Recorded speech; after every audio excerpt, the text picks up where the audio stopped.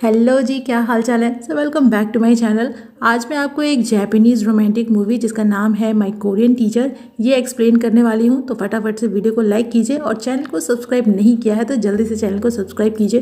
तो चलिए बिना किसी देरी के चलते हैं अपने एक्सप्लेनेशन की ओर।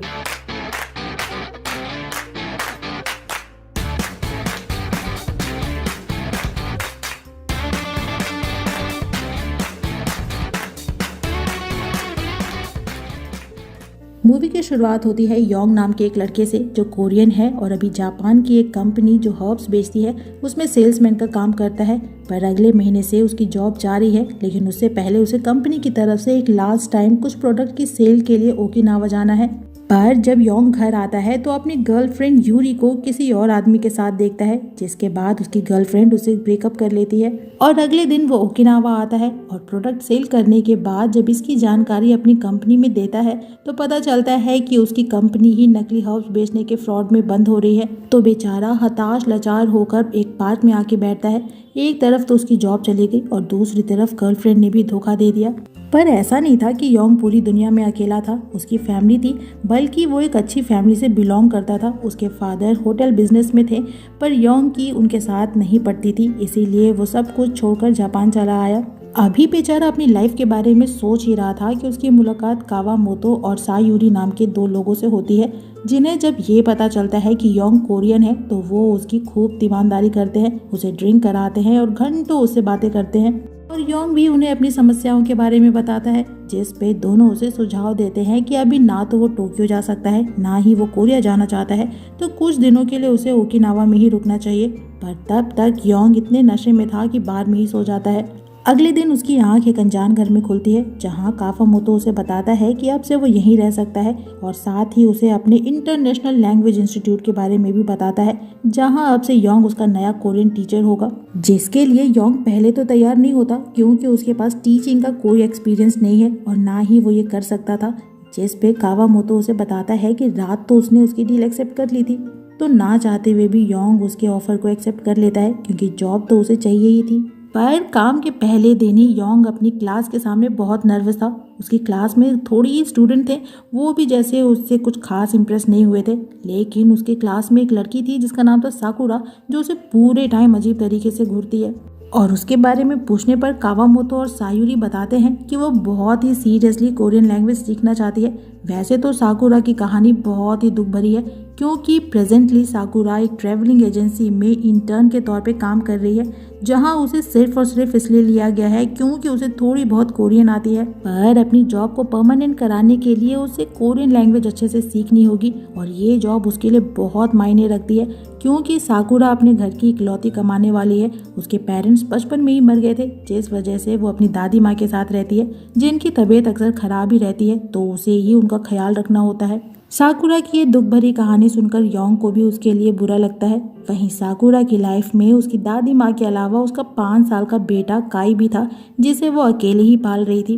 दरअसल साकुरा तब बहुत ही छोटी थी जब काई उसे होने वाला था और उसका बॉयफ्रेंड उसे छोड़कर चला गया, लेकिन साकुरा ने हिम्मत नहीं हारी और अकेले ही काई को जन्म देने का फैसला किया और आज भी अकेले ही उसे बड़ा कर रही है, जिसके लिए वो दिन रात मेहनत करती है। एक दिन उसे अपने ऑफिस में पता चलता है कि उनकी ट्रैवलिंग एजेंसी से किसी कोरियन ट्रैवलिंग एजेंसी ने कांटेक्ट किया है, जो बहुत सारे टूरिस्ट को ओकिनावा घूमने के लिए भेज रहे हैं। यहाँ आने के बाद उनकी एजेंसी को ही उन टूरिस्ट का ख्याल रखना होगा, जिसके लिए एजेंसी साकुरा को चूज करती है, क्योंकि पूरे एजेंसी में एक उसे ही कोरियन आती है। पर यह बात साकुरा के लिए दिल की धड़कनें बढ़ाने वाली थी।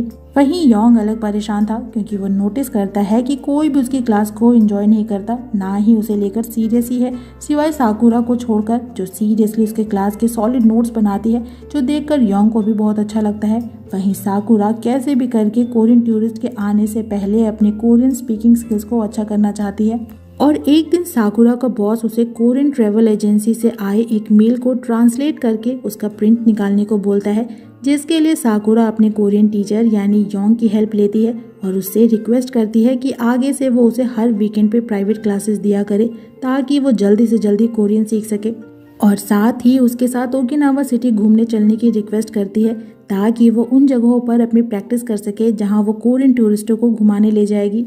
और जब ये बात योंग, कावामोतो और सायूरी को बताता है तो वो योंग को साकुरा के नाम से थोड़ा छेड़ते हैं कि कहीं वो उसे लाइक तो नहीं करने लगा, जिस पे योंग भी शर्माते हुए उन्हें ना बोलता है, पर सच तो ये था कि वो लाइक करने लगा था।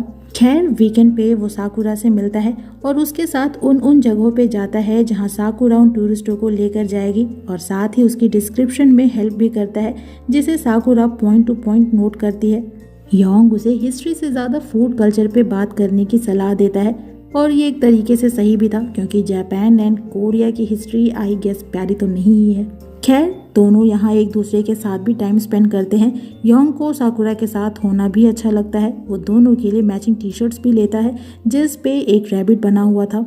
लेकिन तभी साकुरा को घर से कॉल आती है कि काई अभी तक घर वापस नहीं आया है, और तब योंग को पता चलता है कि साकुरा का एक बेटा भी है और वो भी उसके साथ काई को ढूंढने निकल जाता है, और देर तक ढूंढने के बाद फाइनली वो उन्हें मिल ही जाता है। घर पे आने के बाद साकुरा योंग को अपनी दादी माँ से इंट्रोड्यूस कराती है और दादी माँ को भी योंग बहुत अच्छा लगता है। कुछ देर उनसे बातें करने के बाद जब योंग वापस जाने लगता है तो साकुरा से काई के फादर के बारे में पूछता है, जिस पे वो उसे सारी बात बता देती है कि उसका बॉयफ्रेंड उसे छोड़कर चला गया था। तो योंग भी उसे अपने और अपने फादर के रिलेशन के बारे में बताता है कि उसके फादर उसके साथ बहुत ही स्ट्रिक्ट हैं, वो उसे डिसिप्लिन में रखना चाहते हैं, पर वो अपने तरीके से अपनी लाइफ जीना चाहता है, जिस वजह से दोनों में नहीं पड़ती और इसीलिए वो अपने पेरेंट्स से दूर यहाँ जापान चला आया। और इसी के साथ यहाँ से इन दोनों की एक नई रिलेशन की शुरुआत होती है। योंग अब अक्सर ही साकुरा के घर आने जाने लगता है, जहाँ वो उसकी दादी माँ के साथ कुकिंग करता है, काई को उसके स्कूल से लाने जाता है और उसे भी यानी काई को भी उसके साथ रहना अच्छा लगता है, और यहाँ से इन दोनों की भी एक नई बॉन्डिंग बनने लगती है। काई अक्सर ही उसके साथ फुटबॉल खेलता है, जो वो हमेशा से ही करना चाहता था, पर घर में कोई फादर फिगर ना होने के चलते वो नहीं कर पाता। वहीं इंस्टीट्यूट क्लासेस में साकुरा और योंग भी एक दूसरे के क्लोज आ रहे थे। योंग अपनी टीचिंग स्टाइल में भी चेंजमेंट्स ला रहा था, जिस वजह से स्टूडेंट्स उसकी क्लास में इंटरेस्ट लेने लगे थे, और साकुरा दिन रात मेहनत करती है, जिससे कि उसकी कोरियन दिन पर दिन अच्छी होने लगी थी। एक दिन योंग को उसकी मॉम की कॉल आती है, जिन्हें उसके ब्रेकअप के बारे में पता चलता है, तो वो उसे वापस कोरिया आने को बोलती हैं, पर योंग इसे साफ इनकार कर देता है। एक तो वो वापस अपने डैड के पास नहीं जाना चाहता, और दूसरा अभी साकुरा को उसकी ज़रूरत है। एक दिन जब योंग काई को लेने उसके स्कूल जाता है तो काई उसे अपना नोटबुक दिखाता है, जिसमें उसे ढेर सारे गुड वर्क के स्टैम्प्स मिले थे, जिसे देखकर योंग को भी एक आइडिया आता है, और वो भी उन टी शर्ट्स को जो वो अपने और साकुरा के लिए लाया था उस पे बने बनी के जैसे बनी का स्टैम्प बनाता है, और साकुरा के टेस्ट पेपर पे उसे भी ये स्टैम्प देता है, जो देखकर क्लास के बाकी स्टूडेंट्स योंग को साकुरा के नाम से चिढ़ाने लगते हैं, पर वो शर्माते हुए बोलता है कि ये तो उसने साकुरा के अच्छे काम के लिए दिया है, पर साकुरा को भी ये स्पेशल ट्रीटमेंट अच्छी लगती है। वहीं एक दिन ऑफिस में उसका बॉस उसे बताता है कि टूरिस्टों को भेजने से पहले कोरियन टूरिस्ट एजेंसी का बॉस खुद ओकिनावा आना चाहता है, जो ये देखना चाहता है कि वो लोग उनके टूरिस्टों को कहाँ स्टे कराएंगे, कैसे और कहाँ घुमाएंगे, और इन सब की पूरी जिम्मेदारी साकुरा के ऊपर होगी। उसे पूरे टाइम बॉस के साथ रहना होगा और कोरियन में ही बात करना होगा, जिसके लिए साकुरा फिर से योंग की हेल्प लेती है, क्योंकि अभी भी उसकी कोरियन अच्छी नहीं हुई थी और वो अपने काम में कोई भी प्रॉब्लम नहीं चाहती। तो योंग भी उसकी हेल्प के लिए माइक्रोफोन लेकर उस जगह पहुंच जाता है जहां साकुरा और कोरियन टूरिस्ट एजेंसी के बॉस चोई की मीटिंग होनी थी, और लगभग 100 मीटर की दूरी से दोनों की रिसीवर के थ्रू बातें सुनने लगता है, जिसका एक माइक्रोपीस साकुरा के पास था। चोई उससे जो भी बात करता है योंग उसे ट्रांसलेट करके साकुरा को बताता है, और साथ ही कोरियन में उसका आंसर भी उसे देता है, जो साकुरा हूबहू चोई को बोल देती है। इसी बीच में योंग थोड़ा जेलस भी होता है जब चोई साकुरा से कुछ पर्सनल क्वेश्चंस पूछता है। वहीं साकुरा का बॉस उसे चोई को ओकिनावा घुमाने को बोलता है, ताकि चोई पूरी तरीके से उनके सर्विस से सेटिस्फाई हो सके, और शाम वापस आकर बचे हुए कॉन्ट्रैक्ट को साइन करने बोलता है। तो साकुरा भी चोई को ओकिनावा घुमाने ले जाती है। वो उसे अच्छे रेस्टोरेंट में लंच कराती है, एक्वेरियम घुमाती है, बीच पे लेकर जाती है, और इस पूरे समय योंग भी दोनों को फॉलो करता रहता है। वहीं चोई साकुरा को बताता है कि उसे भी थोड़ी बहुत जापानीज आती है, क्योंकि वो उसकी क्लासेस ले रहा है, और कुछ ज़रूरी काम बोलकर अपने साथ अपने होटल रूम में लाता है। पर यहाँ आकर साकुरा समझ जाती है कि चोई के इरादे कुछ ठीक नहीं है, तो वो जोर जोर से चिल्लाने लगती है और उसकी चीखने की आवाज़ सुनकर योंग उसकी हेल्प के लिए भागता है और बालकनी के थ्रू रूम में घुसने की कोशिश करता है। पर चूंकि ग्लास डोर लॉक था तो वहीं अजीब तरीके से डांस करने लगता है, जिसे देखकर चोई का ध्यान भटकता है और मौका पाकर साकुरा उसे वाज से मारकर बेहोश कर देती है और योंग के साथ वहां से निकल जाती है।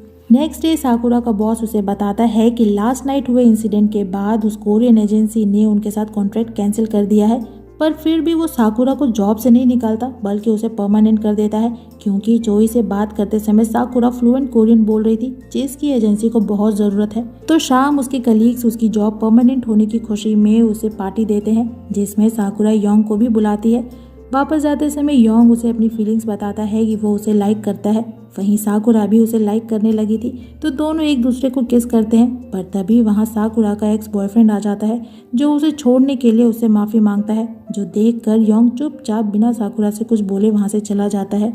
और ये बात जब वो सायुरी और कावामोतो को बताता है तो वो भी बोलते हैं कि काई के फ्यूचर के लिए अच्छा होगा कि साकुरा और उसका एक्स फिर से एक हो जाए, जिस बात से योंग बहुत हर्ट होता है। पर तभी उसे उसकी मॉम की कॉल आती है जो उसे उसके डैड की खराब तबीयत के बारे में बताती हैं और फौरन उसे कोरिया बुलाती हैं। तो अगले सीन में योंग कोरिया अपने फादर के पास आता है जो अभी हॉस्पिटल में एडमिट थे और मॉम बताती हैं कि उन्हें हाई ब्लड शुगर है। वो काफ़ी दिनों से बीमार चल रहे थे पर उन्होंने जानबूझकर उसे अपनी बीमारी के बारे में नहीं बताया, क्योंकि वो जानते हैं कि योंग एक फ्री लाइफ जीना चाहता है और वो भी उससे प्यार करते हैं और उसे वही लाइफ देना चाहते हैं, और इसीलिए अपनी बीमारी के बारे में बताकर उस पर बर्डन नहीं देना चाहते थे।